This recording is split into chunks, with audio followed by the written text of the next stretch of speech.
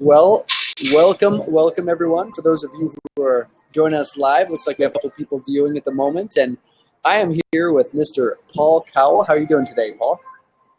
Having a good day. Good. Well, we're excited to talk today about the importance of preventing missionary burnout. I think it's a subject that's very dear to Paul's heart and obviously to mine.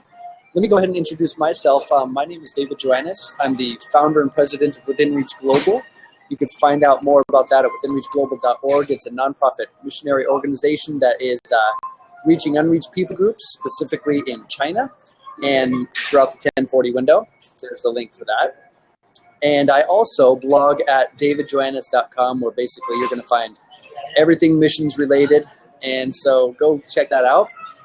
I'd like to introduce Mr. Paul Cowell today. He is the founder of Whitestone Inn in Kingston, Tennessee, and also the executive director at Christian Hospitality Network, an incredible ministry that puts on all kinds of missionary getaways and has blessed literally thousands of missionaries over the years. Why don't you go ahead and introduce yourself, Paul? It's good to be on the call with you, David. Today we were together in Chiang Mai, Thailand a few months ago now. That's right. I had a burden to take care of missionaries and pastors. You're making a lot of noise. I'm sorry. You're a barista today. Yes, sorry. I had a desire to take care of pastors and missionaries, and I pastored 25 years in Knoxville, but the dream was always to have a place where people could come and get away, and especially focus on those in ministry. So we built Whitestone Inn in 97, and the Christian Hospitality Network we founded in 2002. So we not only take care of missionaries and pastors here, we have a network of about 700 inns around the country, all 50 states. Wow. And 28 foreign countries where missionaries, pastors can find Christian-owned inns that will give them discounts Sunday through Thursday. And then we started going in 2002 to 4- and 5-star hotels around the world and invited missionaries in for 4 days of rest. We don't do conferences, but we just, as you know, we just do rest. So we've done about 20 of those now. So that's a difference from a number of different, there's many organizations that do different conferences, and maybe twice a year, sometimes once a year, missionaries would go join those conferences. When I joined the Christian Hospitality Network, these getaways, very different. I mean, you guys, why don't you tell people a little bit about what is a missionary getaway? And before you do, I'm sorry to interrupt. I was going to say, we're talking about the importance of preventing missionary burnout, because the reality is, and I know this is Paul's passion and Paul's heart, many missionaries do not make it past their first term. And, well, let me just read you this. The statistics are scary. 80% of missionaries burn out and don't finish their term. 46% of missionaries have been diagnosed with a psychological issue. And of those 46%, 87% are diagnosed with depression. I'm not sure exactly how true those statistics are, but the reality is missionaries need rest for the difficult cross-cultural scenarios they're in. So tell us a little bit about the getaways that you're doing. Well, I was able to build a really nice resort here in Kingston, Tennessee. We've got about 360 acres right on the shores of Watts-Bar Lake. And we're AAA 4 Diamond, a part of the Southern Living Hotel Collection. The real key was when I saw missionaries come to an exceptional place. They're more used to Roof Inn and Motel 6. Sometimes we give a whole new meaning to the word rustic when we describe some of our facilities. But I had a really nice place, and the missionaries felt esteemed here. Nothing was expected. And several just commented that it was more significant than even I thought it was. I thought, what if we could take this to them? So we formed the Christian Hospitality Network. And in doing that, other than the website, we also started going to the hotels around the world. The first one was actually in Chiang Mai. Which is where I live. And we went to the Westin Hotel, which is a really nice, I think it's got a new flag now, but a really nice hotel downtown. And we had about 300 missionaries come in for 4 days of rest. My concept is that we really are not there to teach or to train. But the great need is just get away, reconnect with your spouse, reconnect with your mission, reconnect to God. And I saw in a lot of the surveys, the thing that missionaries said they needed most was time away. What I've discovered is even when they had the money, maybe in some fund that they could have taken time off, they viewed that money as sort of sacred because it was given for mission work, and they feel guilty. All missionaries have guilt-seeking antenna out there anyway. I think that You're right. You're right. I've been guilty of it myself. Yeah, we should form a club for missionaries called Guilt Mongers Anonymous, I guess. And they just feel guilty. Okay. Well, and so we take them in for 4 days of rest. The Chick-fil-A Foundation pays for everybody to get a massage. We take doctors, male and female doctors, chiropractor, counselors, professional psychiatrists, Christian counselors. That our services are available if they're wanted. We do some things to just lift them up. We give them gifts. We take a CPA and an attorney usually, and say if you need any of their services to talk about retirement or wills, we try to be sure every missionary's got a will. But it's really 4 days of the only meeting they come to is they wanted to sing in English. I wasn't even doing that in Chiang Mai the first time. And the second night they came, could we not get together at least and sing in English? And so I said, yes, but if you want to rest, don't even come to that. Well, they all came to sing and stayed longer than I thought they should. So we continue to do about an hour meeting at night. I often take a comedian to these. And okay, that's great. Laughter's the best medicine, right? Yes, that's true. A missionary lady wife said to me last year, her husband hadn't laughed in 5 years. And wow. We get letters from home that are turned down gifts as a surprise at night, and just give them gifts. So we're involved in staying connected. Some of my counselors continue to counsel with missionaries on Skype, and great. We stay connected, and we've hosted 20 of those. About 4,650 missionaries have attended. And the getaways? The getaways. Here at Whitestone, we've given about 13,000 rooms to missionaries. So a total of almost 20,000 rooms to missionaries since we started. Wow. Which is how many years now? I opened Whitestone in 97 with just 2 buildings. We're up to 6 buildings now. But since 97 at Whitestone, and since 2002 with the Christian Hospitality Network. And that website is thechn.org. THECHN. Yeah. That's right. So if you're listening to Paul talk and you're wondering, where in the world do I find this information? You're a missionary. You're thinking, I am on the edge of burnout and I need a break. Well, just check over here on the right-hand side. I'm not sure what it looks like for you, Paul, on an iPad, but if you're on a browser, you could see that. All the links should be here, and I'll obviously make it available in the recording as well. But I love your passion, because you understand, and you've probably seen over the years, cross-cultural missionaries, especially, I'm speaking of myself, we live in Chiang Mai, Thailand, and for the last 17 years in China.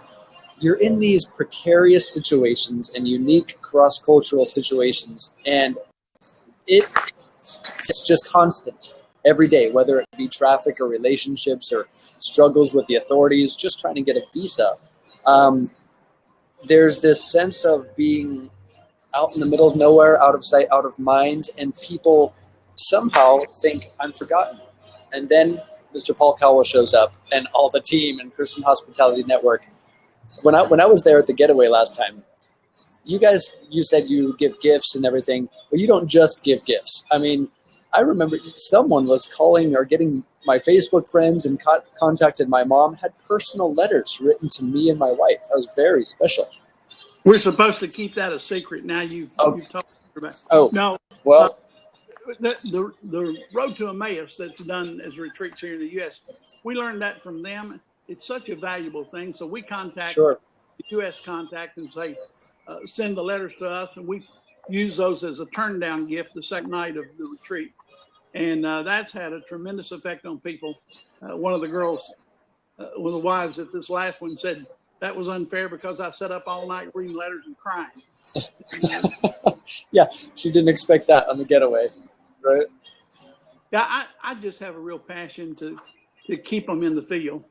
And so even pastors, we're talking about missionaries, but the percentages of people that go into ministry and stop is just overwhelming. And a lot of that has to do with the lack of rest, the lack of time to really get away with their spouse. We'll regularly hear stories that they just are suffering from compassion fatigue at a level that they're not taking any time off and not taking care of themselves. When you say compassion fatigue, what do you mean by that? You know, David, I wonder if it's not the best missionaries who burn out. There may be that's a people very good point. who go to a mission field and they don't wear themselves out. But when they go, they get there and they're overwhelmed with the needs. The needs are never ending, and they keep giving. They never have enough money, and so they're scrounging all the time to raise funds, and then continue to give. And if somebody's dying of starvation, how do you not pay attention? We forget that Jesus, even when he could have healed everybody, he took time off to walk away from the crowds and spend some time alone. One of my counselors was telling a lady, I sat in on a session with him and the couple. He had come to say, my husband never takes any time off. And he said to the husband, tell me about that. He said, well, there's just so much to do. I'm so needy. And John said, Moses was up on Mount Sinai with God. God called him up, called the people up. They said, you go up and find out what God's saying and come back and tell us. And Moses was too long. They complained that he was taking too much time off, 40 days. So they said to Aaron, let's make a golden calf out of this gold we've taken out of Egypt. And then let's have an orgy. If God is God, he knew that was happening. But he did not send Moses back to fix the problem in the camp. He left him with him, which is amazing to me. I would have said, hey, Moses, they're about to mess up down there. Get back to the camp, get back together later. But God left him with him. And when he got to the camp, of course, it was a mess. They had to redo the 10 Commandments, and everybody knows the story. But the point is, God thought it was more important to keep Moses with him rather than send him back and shorten their time together in order to fix the problem in the camp. And that's something I think you're speaking to every missionary. Once you see the needs, you're drawn to them, and this part of compassion that draws many people to become missionaries. Carlton's asking a question here. He said, I noticed that the Christian Hospitality Network webpage refers to only Christianity in the generic sense. Is this for a specific denomination or branch of Christianity, or is it open to various denominations? Yeah, we don't judge that at all. If you say you're a Christian, we assume that you are. The last time I looked, we worked with about 120 agencies. We just got back from Poland. We were there the last week of October at a Hilton Doubletree. We had missions from 32 countries and 43 sending agencies. So big variety. We're not going to examine you. And the denominational walls are much less on the mission field than they are here in the U.S., I think. Well, you're right. Especially when you play the missions card. And, I'm on a trip right now. I'm looking for vision partners for Within Reach Global. I'm going to Calvary Chapel's Assemblers of God. I just came from a Baptist church, First United Methodist. When you play the missions card, people are drawn, again, by compassion, and it crosses over some boundaries. So I think that's what Carlton's asking. So they're not evangelizing the other evangelists while on vacation. Yeah, well, it is what Paul's saying is it is a time of great rest and perhaps recovery for some people, and just intimate time with God, their family, their wife, walks in the garden, right? And being treated like a king or queen for a period. We want to say you're our heroes, and we want to bring you a message from the body of Christ in the U.S. that you're appreciated and you're not forgotten, and we love what you're doing. We're here to serve you. Yeah, well, that's great. Hey, I just recently crossed this blog. It's by a girl named Sarita Hart. SaritaHarts.com. I'm going to give you a link here in a moment. Really, really powerful blog. It's called What I Wish I'd Known About Missionary Burnout. And I'm not sure, again, Paul, if you can see the notes I'm leaving on the sidebar here, but I can't. I wanted to go. You cannot? Okay, that's okay. I'm going to go. There's 10 things she talks about she wished she knew about missionary burnout before she went on the field. And let me just read a couple of these. You will probably resonate with the experiences you've had with missionaries. Number 1, stress is not something to be ignored. Okay. Number 2, treat yourself.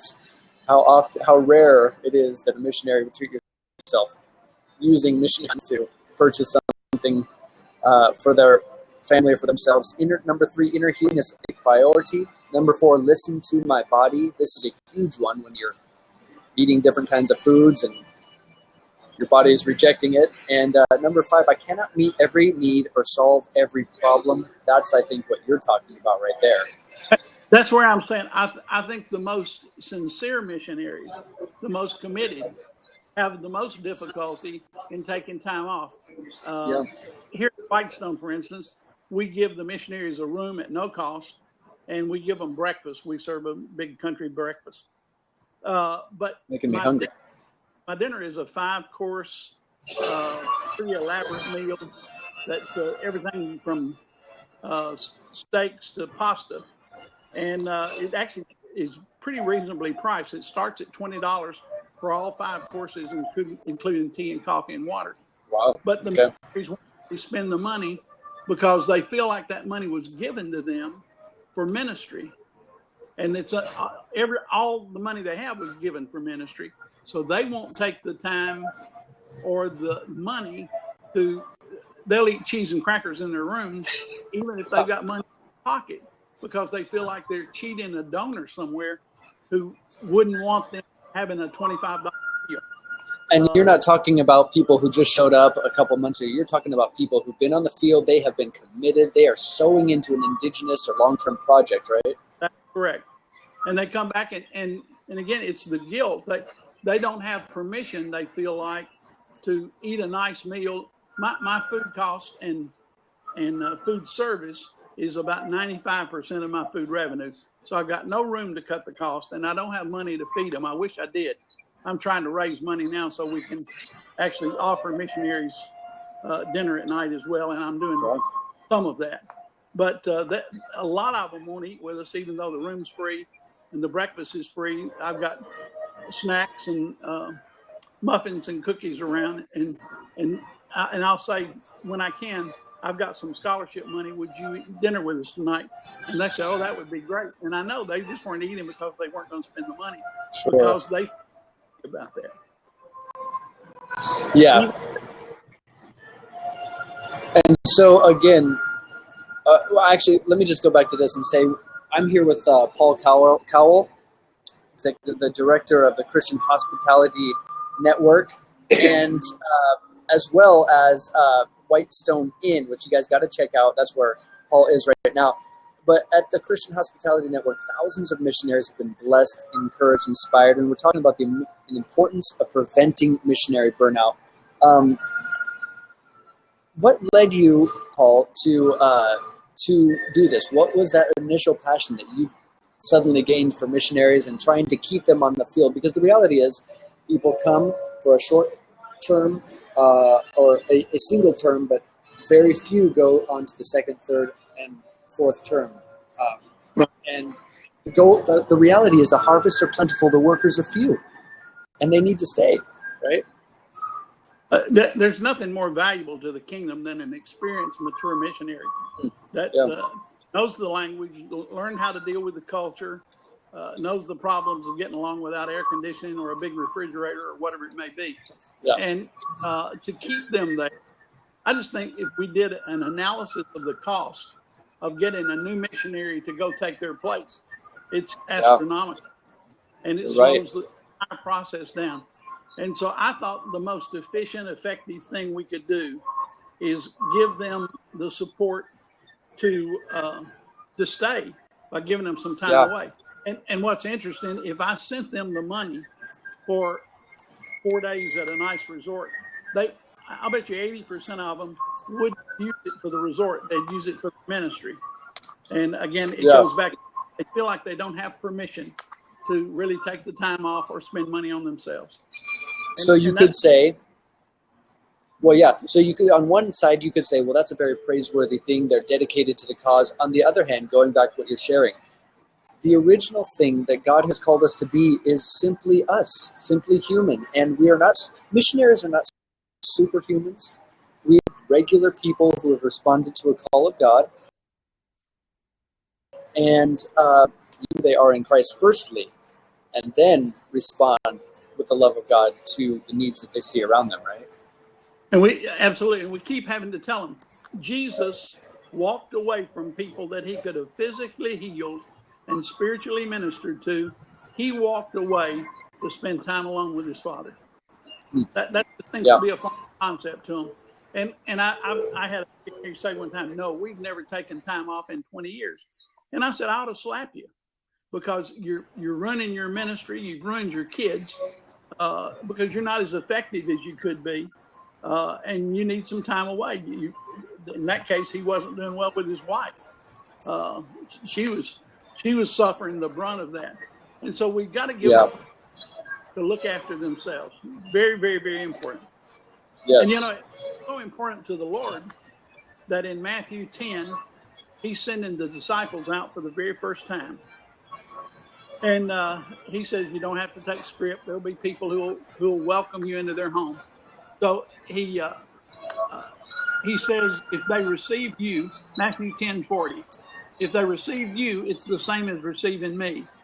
If you give hospitality to a missionary. And then if they receive me, it's the same as receiving the Father who sent me. Verse 41 is an incredible generous statement where it says, if the person welcomes you, they get the same reward as the ones. That seems so unfair. But I tell all the missionaries, I made a deal with God that if he wouldn't send me to Bangladesh, I would take care of them that do go to Bangladesh, and then I get in on the same deal. And that seems unfair to me. And of course, that whole passage ends with Matthew 10:42. It says, even a cup of cold water given in his name does not go without its eternal reward. In fact, it says, given a cup of cold water, even to one of the least of these. And it's not talking about children. It's talking about missionaries, the ambassadors of God that he sent out.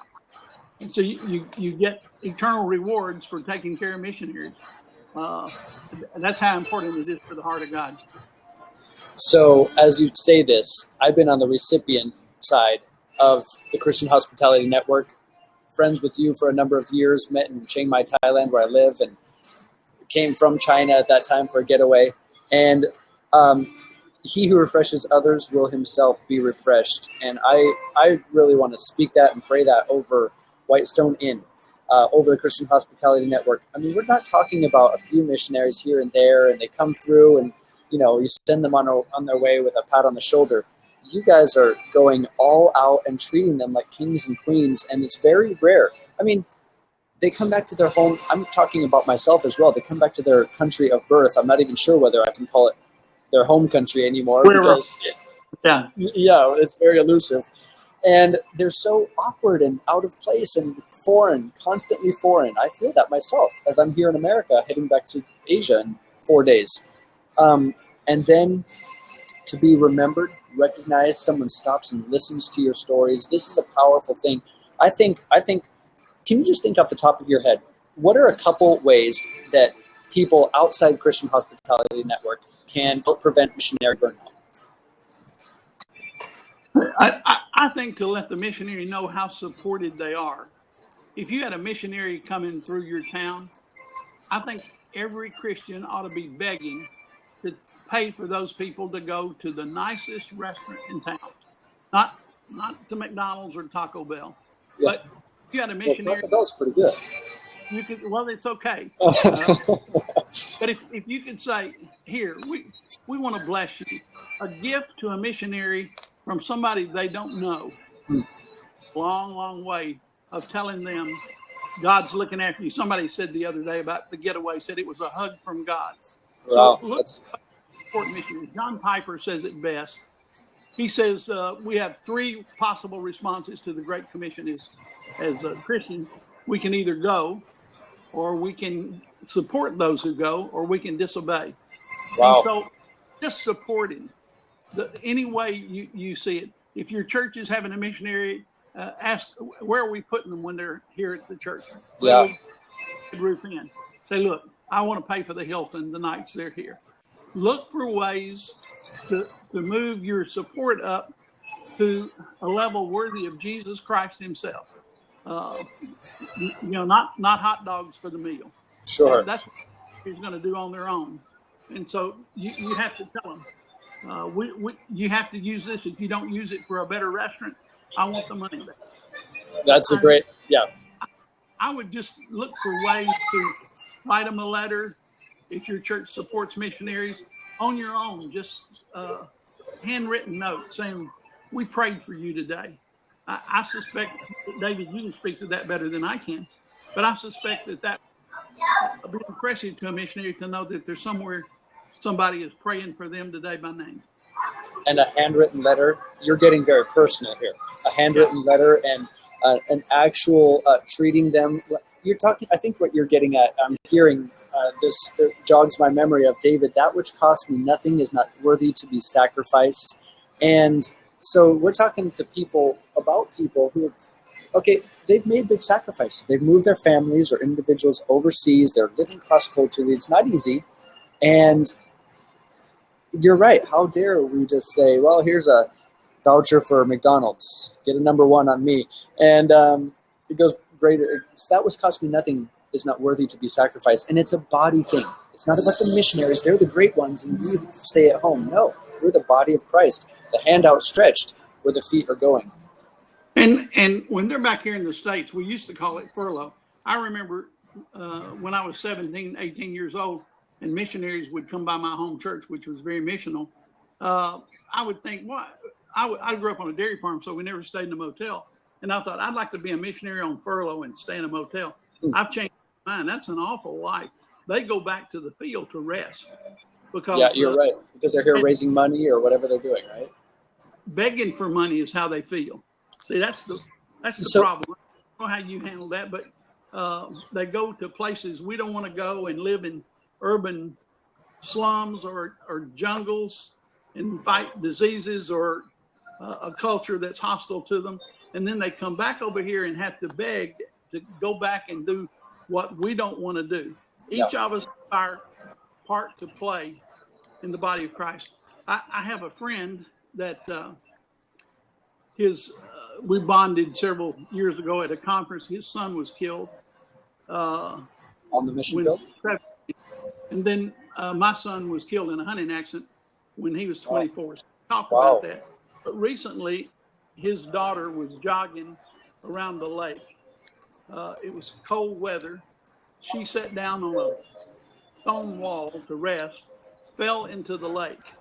A lot of people saw her, and it would have been dangerous to rescue her. But they all called 911. And but nobody tied their coats together to get down to her. And she died of hypothermia before they could get her out. And he said, with regard to missions, he said, that's what we do in missions. We don't get involved. We just kind of call 911. We tell God bless the missionaries. Yeah, put a $100 bill in the plate and we've done our duty, right? But we're not taking the risk that we should be taking by giving generously and sacrificially to support missions around the world. That's our part to play. And it's not how little or much you give. It's what have you got left when you get through giving. It was the widow's mite that most impressed the Lord. You're touching on some things that are very powerful. It goes against the grain of culture, regardless of what culture I think you're talking about, in this specific instance, American. And yet I very much hear your heart and passion for missionaries. The harvest is plentiful, the workers are few, and there are, well, let's just think about the 1040 window alone, where I live and work, where the remaining unreached people groups are. 2 billion people who've never heard the name of Jesus, 6,000 unreached people groups. And so you're talking about some very deep things that I think are mandatory and necessary for us to be able to bless missionaries home on furlough or if they call it that, or they're just coming home to fundraise. Home Instead, assignment, call it now. Yeah. home assignment, sure. So I really appreciate your heart in all these things. As we're closing here, let me ask you this: where would you like to send people if they want to get involved in the Christian Hospitality Network, or what links can you tell us about that people can get involved? Go to our website. Okay. We've got some short videos there. Yep. We've also got videos of all of these getaways we've done that we'll be glad to send you. We don't always put them up on the internet just because a lot of these folks are working in limited access countries. Sure. As you are. You didn't seem to care, but a lot of people do. Yeah. I have more needs than I have money. I'd love to take care of more missionaries than we do. And especially here at Whitestone, we don't turn anybody down, but we need more funds than we have in order to keep doing what we're doing. And so go to thechn.org. You can look up what we're doing. Whitestoneinns.com is our website for the inn itself. But you can give through thechn.org, and it will get to taking care of missionaries here and around the world. Yeah. So I've provided those links, by the way. I'm going to leave it there again, thechn.org, and you have the link there on the bottom for those who are watching live right now. And if you're catching the replay, I am here with Paul Cowell from the Christian Hospitality Network, the importance of preventing missionary burnout we've been talking about. And I think it's been, I hear your heart and your passion for this. I'm excited to have more people join your vision for the Christian Hospitality Network.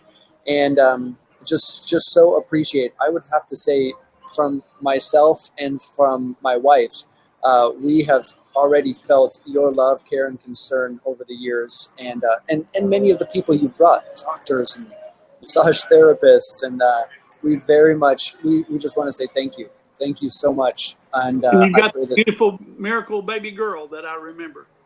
That's right. After many years, and again, this is another issue and aspect that missionaries struggle with, health. And after 10 years, our little miracle baby finally came along. So, and people are still loving her with us. So it's special for us, We enjoyed seeing her in Chiang Mai. David, I appreciate you. Talk about the vision that we have for taking care of missionaries. I think there are people that are called to go, and they should go. But if you don't go, I think your next obligation is to be. I guess the way to say that is there's a time to break the alabaster box. And there's a part of Christianity that says that was a waste. Jesus says it wasn't. But there's a time to give generously to missionaries so they can have a life too. And that will sustain them on the field rather than just constantly living sacrificially in a way where they are making too big a price, paying too big a price to stay and do what they're doing. And then they burn out and come home. And then they burn out, they come home, and those that they've been reaching, whether it be orphans or street children or unreached people groups, whatever kind of ministry they're in, suffer. And so that's the passion behind Paul Cowell as he shares. And that's our passion within Reach too. We want our missionaries healthy, whole, and, just be who they're created to be. And out of that simplicity of their relationship with the Lord, love is going to be shining through in their ministry and the people they're targeting. So, yeah, Paul, thank you. Appreciate you guys being there. Hope you raise a bunch of money. All right. Well, I'm looking for vision partners for Within Reach Global, so check out the website there as well. The links are above. And thanks, Paul, so much for joining me. I look forward to connecting again and, sharing some time together again. God bless. All right. You take care. All right. Bye-bye.